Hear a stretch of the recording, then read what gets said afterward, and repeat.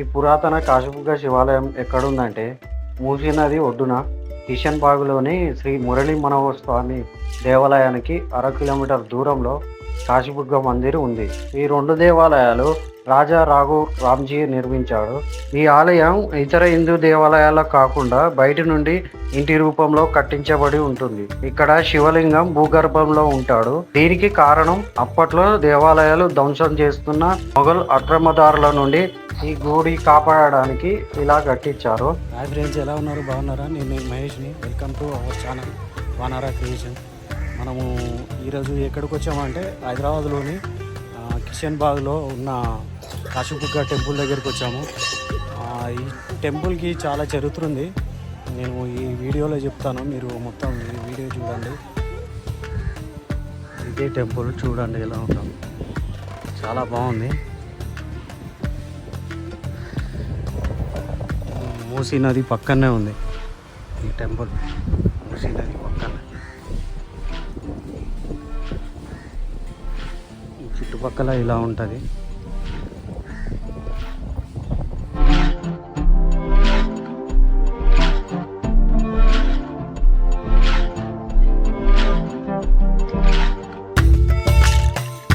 ఇక్కడ ఎప్పుడు శివలింగ అర్చనలో తరించే గంగమ్మతో పాటు ఆంజనేయుడు, నారదుడు, దత్తాత్రేయ స్వామి వాళ్ళకు కూడా ఇక్కడ పూజలు జరుగుతూ ఉంటాయి.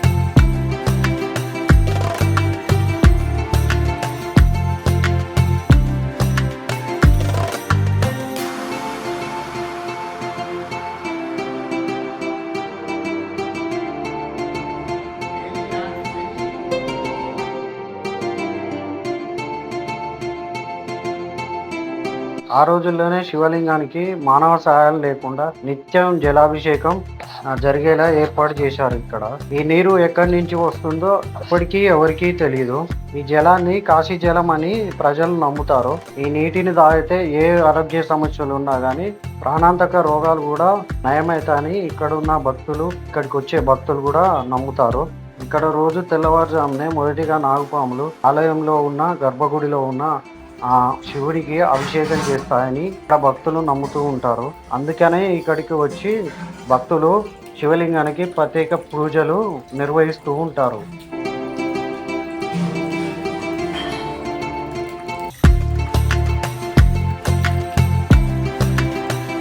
ఈ ఆలయాన్ని 1822లో నిర్మించారు. ఈ శివలింగం భూగర్భంలో ఉంటుంది. ఇక్కడ ఈ ఆలయానికి ఎంతో ప్రత్యేకత ఉంది.